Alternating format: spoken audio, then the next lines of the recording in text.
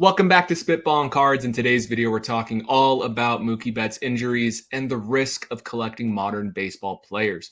In this episode, we have me, Scott, Phil, Jeff, and Chris in that order from left to right, top to bottom. And we're going to be talking about Mookie Betts. I wore my Red Sox Mookie Betts jersey. I watched the Dodgers, but you won't catch me wearing a Dodgers jersey as a Rockies fan.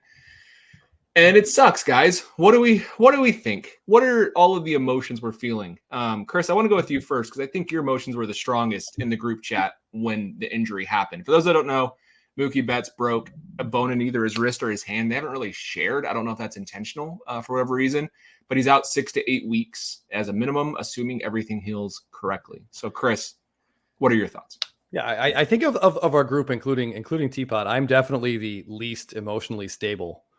So when these things happen, like I just kind of go nuts and lose my SHIT for about 10 to 45 minutes and just go off the rails. I was so mad. Like that Royals pitcher, I'm not even going to speak his name.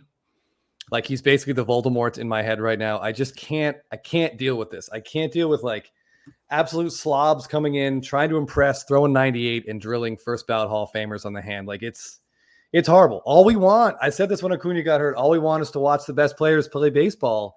And baseball won't let us this season, especially. It's brutal and it stinks. I know there's some people, I got comments laughing like the Dodgers spent $300 million. This is what they deserve. Blah, blah, blah. Hate the Dodgers all you want, but you can't hate Mookie Betts.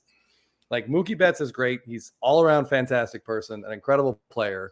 And this is just horrible luck that no one deserves. And we all lose. Everyone loses in this and it stinks. Yeah, I feel the same way. That random guy at a 22 ERA in the AAA as a, late 20s player. Yeah, he's 30 years old, 31 years old.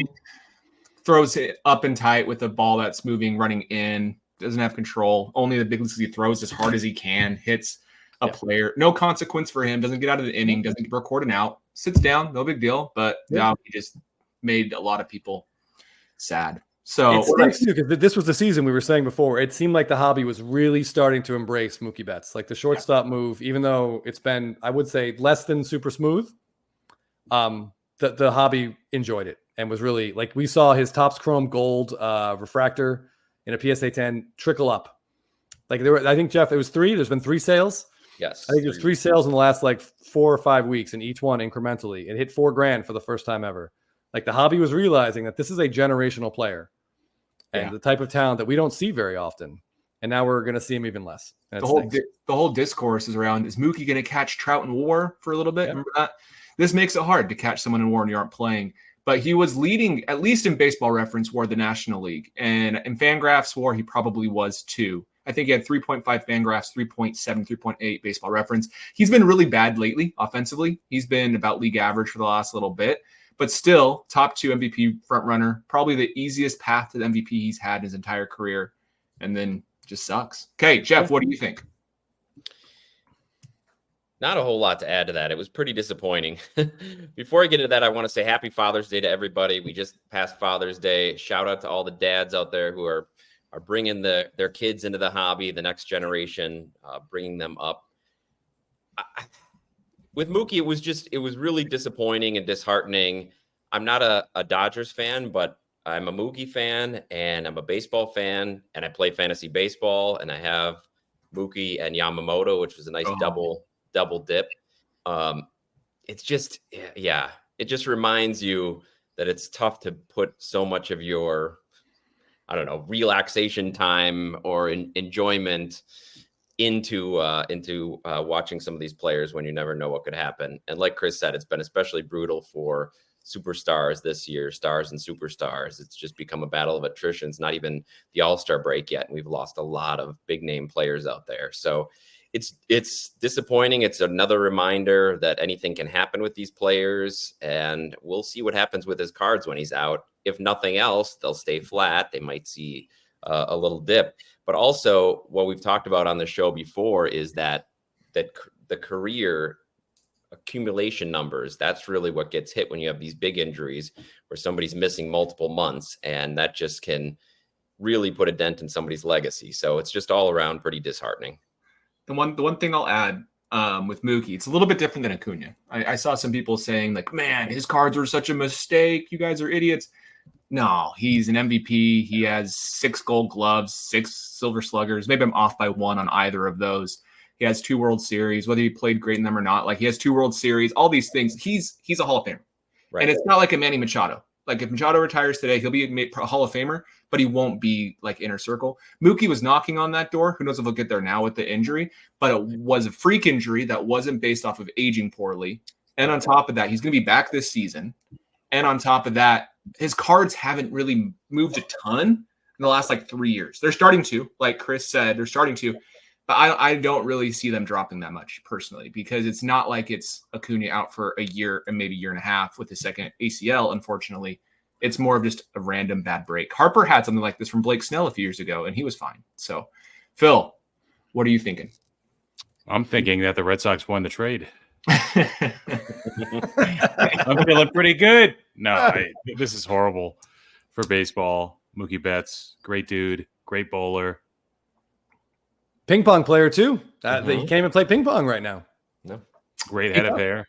Yeah, his right hand's fine. The guy that hit him, his last name reminds me of a search engine that was founded back in 1995. The guy that beat him, Alta Vista. You guys remember Alta that? Vista. Yeah. That's not really his last name, but it's similar. But yeah, with Mookie, Scott kind of took some of my talking points there. Sorry. With like, let's not freak out. 3.7-ish WAR now. He'll still hopefully be able to play 6 to 7 weeks, 6 to 8 weeks maybe. He could still get up to a 5 WAR. So he's not really like pissing away a key year in his prime. He's still going to be able to make use of it from that regard. What sucks is back in December, Bowman Chrome autos like BJ's 9.5s, you could buy a refractor for about $1,600. And if you look over the last few weeks before the injury, the base copy of that is approaching $1,600. So whether he's increased a lot this year finally or not, it's a few weeks from now till the midpoint of the season. And I would argue that if you did have Mookie before the injury and you were selling his cards in early June, you'd be selling into strength for Mookie, and it's all relative, right? Like how much has he appreciated versus everybody else? So what I'm saying is that I think there's a certain bit of that MVP that was baked in, which is unfortunate. Other than that, I wouldn't freak out about Mookie. I mean, you might see like, a few percentage point slide. He's still going to be a generational player. He's not going to reach Trout levels, I don't think, with regards to hobby standing.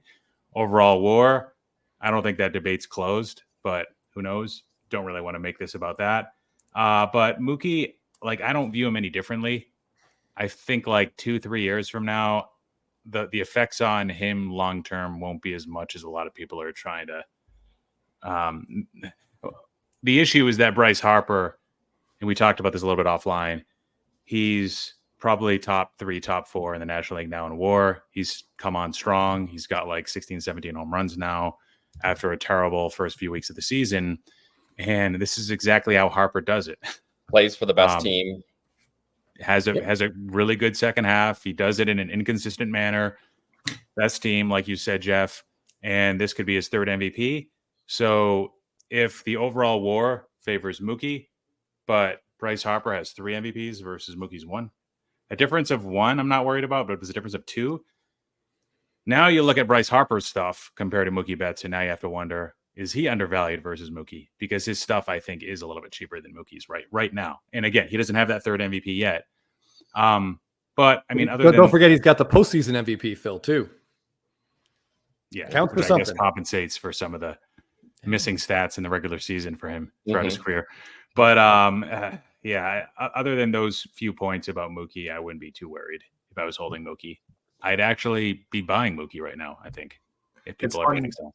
It's funny that you're talking about MVPs, Phil, because the American League is a bloodbath. It's an absolute, I'm going to share my screen. It's an absolute bloodbath for the MVP right now. And I know Judge is trying to run away with it, but he has stiff competition.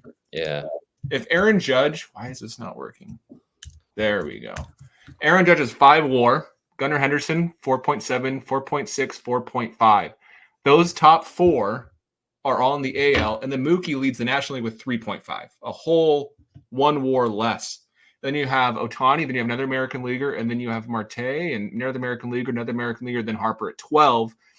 So if Harper was in the AL, he'd have no shot. But the way that baseball works, whether good or bad, you have 2 MVPs, one in the AL, one in the NL. And this happens a lot where one is just significantly better than the other. It happened in 2022 with Goldschmidt, when realistically Ohtani's MVP was significantly more impressive, but Goldschmidt still got one. And that's just, it's interesting how MVPs, you can look at them historically and think, you know what, are they as important as other sports where they only have one MVP every single year? It's intriguing. So, but Harper definitely has a great shot, very reminiscent of 2021 when he won his last MVP.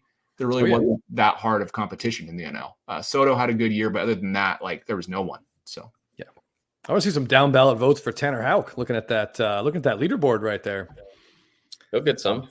But yeah, I'm with Phil. I actually think during this time, if you see people panicking about dumping a Mookie Betts card because they think he can't come back from this, that might be a great time to pick one up. Yeah, it was trending up, and now we got a little dip back down. That's usually a good time to grab a card. Just be aware, Mookie's streaky. Yeah, I was just gonna say, Scott, he's streaky. So if, like Phil said, he gets maybe 6, 7, 8 weeks at the end, it could be really great, or it could be like his September last year. Could be his August last year or his September, right? So could have been his June of this year. Yeah. Right. His May and June of this year, he's been pretty bad. But the good thing is, I actually think this may work in Mookie's favor because he always slows down at the end of the season. This happens every year. He's not bad in the postseason. He's just bad at the end of the year. Like every year, if you look at all of his Septembers the last few years, he's just bad. And so maybe this rest will help him be good in the postseason because he's ramping back up at the right time. Who knows? We'll see how far the Dodgers get. The hand injury does worry me a little bit. Post recovery, does the power come back right away? Especially bottom hand. That sucks. Yeah. And to touch on what you had brought up, Scott, I think earlier on, this is a stark reminder that it doesn't matter who you buy. If it's a modern player, stuff like this can happen. There's really nothing he could have done to avoid this, right? It's not like he crowds the plate that much more than a guy like Ronald Acuna. No. It's just bad luck. So even if if he checks off all the boxes, well-rounded, good guy, mature, takes his job seriously, the right market, track record, of course, established core of fans in Boston and in LA. Stuff like this can happen. Just kind of sucks. And for Chris, it's his 16th learning experience of the year. So congratulations. Yeah, seriously, this is unreal. I got a message on Instagram. We posted our second video, I think, on Thursday. By Thursday night, someone messaged me. It's like, dude, I mentioned Zach Wheeler's name. And in his next start, he gave up 4 homers and 9 runs. So, I mean, if you're watching the show at this point, you should have realized if I say something, do the opposite. Run in the opposite direction as fast and aggressively as you can. It's too bad we can't short players like you can in the stock market. You could just see what Chris collects and just short every player. Yeah. Every single one of them. And you would make so much money. It's free money, really. It really is. Yeah, all their values would be zero if we allowed shorting, so nobody would be making any money. Yeah, that's a good point too, actually.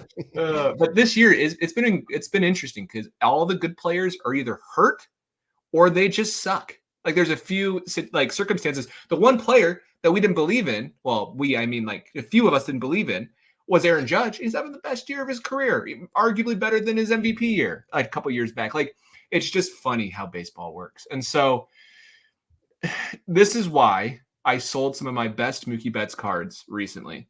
And it sucked when he was doing really good.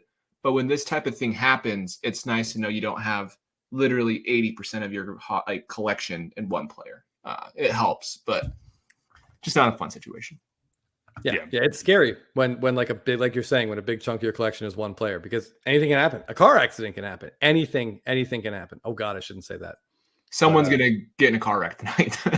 I'm not even gonna mention players' names now. I'm just gonna give you vague physical descriptions, and you're gonna have to assume who I'm talking about. Should we put you in the penalty box, Chris, where you can't talk for 5 minutes just to be safe? Yeah, I don't think anyone's safe. I don't think anyone is safe around me at this point. I'm sorry, guys. Phil, you were gonna say something? Well, no, I forget what I was going to say, but Royce Lewis, say his name, Chris. No, I don't want the blame. I don't want the blame for that one. I have nothing of his. I'll say it. He's going to stay healthy all year, guys. Like the way you I'll think. miss no more than 5 games between now and the end of the regular season. Oof. Between him and Buxton, it has to be hard to be a Twins fan at times, where you have these great players who just can't stay healthy. So, Phil, I want to see a nice, shiny Royce Lewis card show up on your Instagram in the next 2 weeks. You got to put your money where your mouth is. I already have one. Phil still got that one. Oh, that's right. I forgot. Oh, you're way ahead of me. Never mind. Ignore me. Yeah. Phil, share what you got. Started sending me offers. I'm like, that's why he's trying to pump it. in today's market, considering kind of how down and boring and slow it is, at least with singles, with a lot of the guys that we're holding, if you start getting like 3 offers in 2 days on a player, like okay, like this guy must be underpriced, and doing really well. So how does Royce Lewis already have 7 home runs and like a 13 or 1400 OPS? Well, I guess I get that part, but crazy. Yeah, completely crazy. Yeah, he basically has better numbers than Austin Riley, who's played the entire season, or at least been on the field the entire season. I don't want to use the verb play too aggressively, but yeah, I think Scott, you're kind of right. I mean, it's a weird season. Not only are so many people bad, but so many teams are bad. Like there's going to be an under 500 team to make the wild card this year. Like I'm almost willing to guarantee it in the National League, especially. And even the teams that are really good or have good records, they don't look that good to me. I don't know. Yeah. It's open. It's open. When I called Mookie Betts a generational player, I said a generational player, not the generational player. So just thank you. People go after me in the comments. There's a handful of players every 20, 30 years, like those slots that have value. In the 90s, it wasn't just Jeter and Griffey. You had other players that were collected in that era, and there would have been a lot more if they didn't do steroids. And then the 2000s and you know what I mean? So like there doesn't have to be just one. When we say generational, I think we all mean that collectors from that period, let's say the 2010s, 2020s, will want Mookie. Even if he's not the most sought after, like the Ohtani or the maybe even Judge at this point, who knows? He's still going to be a top 5 guy, I think, with Trout, Harper, Ohtani, Judge, Betts. I think those are going to be the 5 guys. Yeah. The Betts stat I was really kind of personally excited for is runs scored. He had a really good shot at 2,000, which would put him in a very, very select group of players. And just when you miss, 50 games when you're 30 years old, it gets tougher. And this lineup, it's going to cost him 50 runs. Mm-hmm. Yeah, this is his first real big injury, because in 2021 he was bad. That was his second year with the Dodgers, and a lot of people were saying that the contract is a horrible deal. He had like bone spurs in his hip. Yeah, he was dinged up. Yeah. Other than that year, he's been healthy, and so it's sad for Mookie because that was one of his big things, was durability. But again, you point back to this being just a stupid pitcher throwing high and tight with a 98-mile-an-hour fastball. Like it's not just a body breaking down thing, which I think is a good thing. At least it's not mileage. It's just unfortunate. Yeah.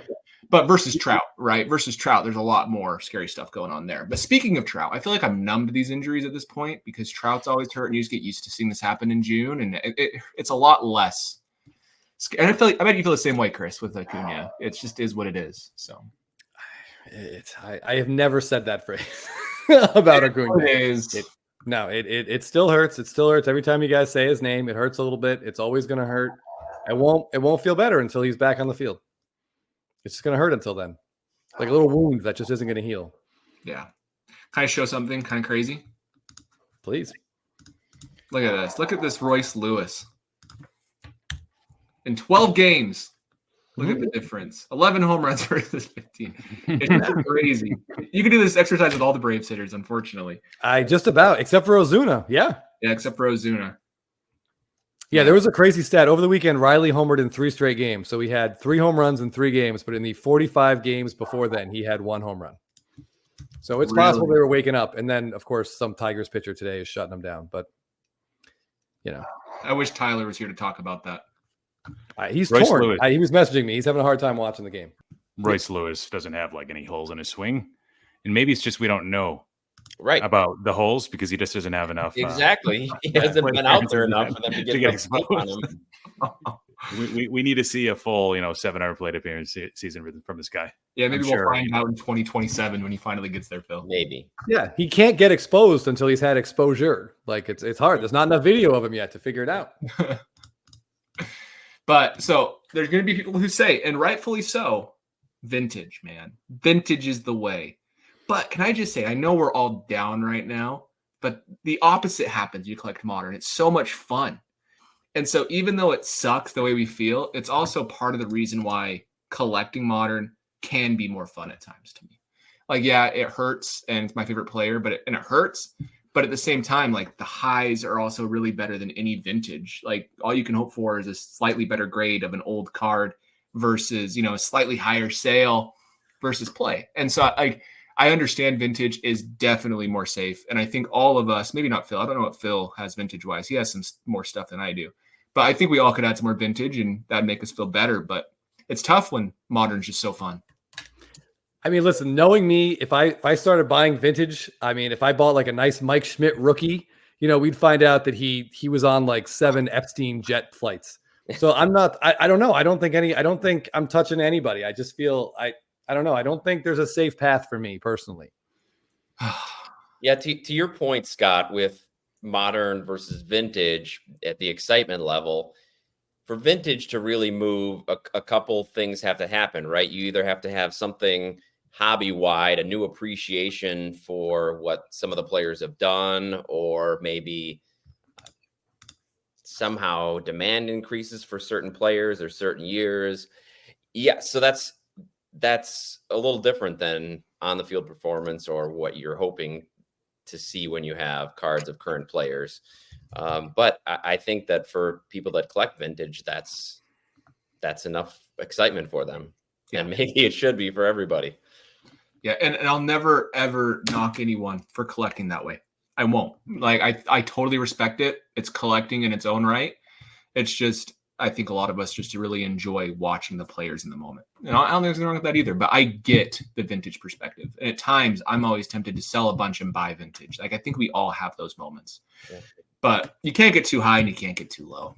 So yeah, every time at a Burbank show, if Jeff and I see like a really nice centered, maybe like a 7 of that World Series batting foes card with Hank Aaron and Mickey Mantle, I look at that card and I'm like, if I just sold like 60% of my cards, I could buy that card. And nothing I own is ever going to be as cool as that card. So why don't I just do that? But then I just get a beer from the bar and I walk around aimlessly for an hour and a half, and I don't do that. Yeah. Think better of it. Yeah, but I still feel like that's probably that makes more sense. It does. Yeah. I mean, the way I rationalize not buying vintage is because I just put more money into the stock market. Like, so yeah, that's a good point. This isn't a stock, but Bitcoin. Is there more or less downside risk with Bitcoin or Mookie Betts cards? I feel like it's a fair question to ask, and I kind of want the viewers to chime in. I mean, you think Mookie's safer, but for storage of value purpose, I'd say Mookie's safer. Like at this entry point right now, Phil, at this entry point. Oh, okay. Yeah, at this entry point. Yeah. Okay. So short term, less risk by buying Mookie right now than Bitcoin over the next year or two if you hold, maybe. But what about upside potential? So this is what I mean. So when you start to like balance those two things, and that's Bitcoin, right? And then there's like real stonks, like Amazon and Apple, and some of those are a little bubbly, but if that's not your thing, Eli Lilly, there's a lot of good companies out there. Some of these are GameStop. But yeah, I mean, I've owned vintage cards before, and it's sort of like Scott with modern cards. They come right in and they come right out. I'm just like, this means nothing to me. I'm just going to flip this thing, try to make some money.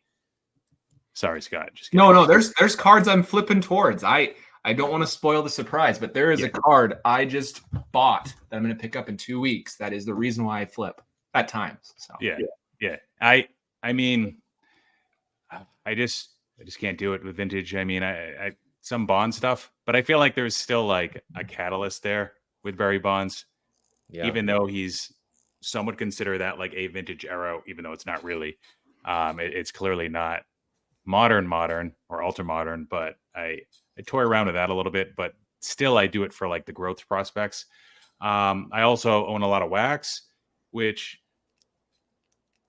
has less downside risk than owning individual cards. Like even the 2014 Topps Update stuff, which is, predominantly tied to Mookie's values at this point, like it's not going to fall at the same pace as Mookie. Because if you think about what wax is, wax actually has some utility where you could open it. even for wax that really sucks, it's still worth something to somebody that's willing to open it, even if it's not very much at all. So, but I wouldn't recommend that for a lot of people either, because it's not very liquid and you have to really understand the market and understand where to source product too. It will amaze me. So speaking of wax, Pokemon cards like wax is the type of stuff. You just look down, Chris. Bucks said Pokemon cards, but that's stuff's on berserk. And I feel like even at times like that makes more sense to me than sports cards because again, Pokemon doesn't have players playing the game, which is interesting. But if you want to buy wax, you just have to have the willpower not to open it, and that's a lot of people's problem. So. Yeah, Jeff has that. I do not. Speaking of 2014 wax, though, I drafted DeGrom toward the end of an auction league for like $1, and I got an update that he was on a mound today. The update did not specify he threw a ball off of it. No, he wasn't pitching. He just was walking across the field and traveled across the mound. Sort of like rubbed his cleats on it, and so that 2014, those 2014 boxes, Phil, might be due a slight DeGrom related bump. I like it. What do we think of DeGrom's Hall of Fame case?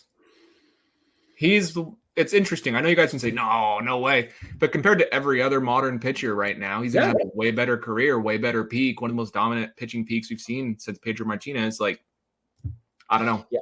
What's funny is that his Hall of Fame chances are more tied to the way starting pitching is heading rather than his actual stats. So bingo. And his rate stats are good. Less than 100 wins still. Which is bad. He needs to get to 100 wins to make the Hall of Fame. I mean, he probably already has more innings than Billy Wagner, right? Yeah, but I bet you probably similar innings. That's what I'm saying. I bet he's thrown more. There's another pitcher I was about to mention, but I literally bit my hand, so I didn't. What team does he play for? Any other names out there? What team does he play for? No, we're not playing that game. No, there's nobody. What league is he in? NL or AL? Okay, we tried. Okay, any final things we want to talk about in this video? Or do you think we beat it to death? Get well soon. Yeah, I feel like if you're holding Mookie, these 6 weeks aren't going to matter. October is when it's going to matter. Oh, one bright side for me, I will watch 0 Dodgers games, and that's the first time in 4 years, 5 years. So that's actually pretty exciting. I don't have to worry Ohtani is still there and really exciting to watch. Ohtani is not invested. I'm going to watch all the Cardinals games and watch them suck instead. Actually, the Yankees, I've been watching them because of Soto, and I have. It's been fun watching a good team. The Dodgers are good too, compared to the Cardinals. So that's probably who I'll pay attention to for the next little bit. All right, we have a minute. Let's talk about the Yankees for a second. I feel like we never really talk about the Yankees enough. What do you think about their lineup outside of Soto and Judge? You watch a lot of those games. I don't. We saw what happened with the Dodgers when Soto wasn't there. It's a different lineup. But at the same time, I don't think it's as bad as people say it is. I actually, in some ways, I like Volpe. I like 1 through 4, at least 1 through 3 is really solid. Stanton, depending on the day, he can be really good, right? Like back to back with Judge is pretty solid, but I don't know. I think that's the same issue as the Dodgers in some ways, just top heavy. It's weird because we say that we'd say the exact same things about the Yankees, but I would say those words as a negative, and you're saying them with like a positive inflection, which is kind of funny. Well, I do have to say, Chris, that last year you said the Yankees really just had one guy, so they've doubled the amount of actual hitters in their lineup. So that's true. You'd assume that they would be a little better. It's going to be interesting to see how their pitching holds up as well. Yeah, by the way, another player Jeff and I touted, Garrett Cole. He is due back in 2 days. Very excited. I'm really excited to see how he does. How's his velocity in rehab starts? Down 7 miles an hour. Are you serious? Really? Oh my gosh. So speaking of the Yankees, somebody's going to call us out in the comments. When you were doing like a top 5 of the generation, and you included Ohtani. I know Ohtani's a little older than Soto. Maybe that's why you did that. Oh, I meant like the 2010 generation. I know Soto's in the 2010s, but his peak's in the 2020s. I'm including. Yeah, okay. I know. Just wanted to make that clear. Yeah, no, that's what I figured you meant, because there is more overlap. Yeah. Every decade has like their guys, and so I know Soto debuted in 2018, but he's going to have his peak in the 2020s. So that's kind of where I was going. Yeah, he'll be there with Bobby Witt and Gunnar Henderson. That'll be. Ohtani too, right? Ohtani's 2020s. That's where his 2 MVPs are. Right? 21 and 23? He's just older, which Ohtani just covers all the generations. He does. He's every generation. You're right, Jeff. He is not just generational; he is all-time generational. If you want the International. generational player, it's Ohtani, and it was Trout, and that way you kind of Trout fell off right when Ohtani kind of came on. True. So Boy, I think imagine if we could ever see those two on the same team. It would just be incredible. and throw Oh, they'd Pujols win in there. championships. They'd win Yeah. championships. Pujols would be so good. With another Hall of Famer. Yeah, throw it. Man. No, I will say, I actually think in some ways Ohtani was the worst thing that could have happened to Trout cards. Being on the same team, outshining him, leaving to the Dodgers. I think he killed Trout's cards to me. No, I think Trout's injuries killed his card. Trout- Yes, I agree, but I think Ohtani added. 8 years. I could be wrong, but also speaking of Billy Wagner versus Jacob deGrom on innings pitched, Oh, here we go. deGrom has 1356. Billy Wagner had 903. So actually pretty close, about 400 innings. It's way past. Way past. Close. One's a closer who pitches 1 inning a game. Exactly. 50 times a year, while deGrom's a starting pitcher who pitches Yes, 5 DeGrom innings a should game, definitely be in there at a Billy twice Wagner. a year. Yeah, I'll vote DeGrom over Wagner 100 times out of 100. Yeah, you guys, Given those choices. you guys hate relief pitchers. I don't hate them. They're important. Like, you need them to win, but they have to be incredibly exceptional to if be in you the top want- 2% of players. If you want to know who to invest in, buy relief pitchers because Chris hates them so much and they're going to become the new thing, is kind of what I'm guessing based off of that comment. That is excellent advice. Okay, I think it's a great place to wrap it up. Any final thoughts that anybody wants to share? Okay. Shohei Ohtani, I've knocked him before because I said he has twice the chance of getting injured because he has 2 jobs. Mm-hmm. But although that might be true, he has half the chance of a regular player of being temporarily irrelevant because he has 2 different jobs. So see what he's doing this year. He might actually win an MVP without picking up a baseball. Isn't that crazy? He might be the biggest beneficiary off this Mookie news. Speaking of which, Scott, even if Ohtani really hurt Trout's collectability, Ohtani saved baseball, so I'll take it. That helps everybody. I think Ohtani could hurt Mookie's collectability in the long run. Who knows? It could be the same thing where he's just the more desired player on the same team. And how much does he hurt it? Maybe 5-10%. It's not crazy. But anyways, other than that, thank you all for watching. Let us know in the comments down below what you liked and did not like that we said, and we will see you in the next video.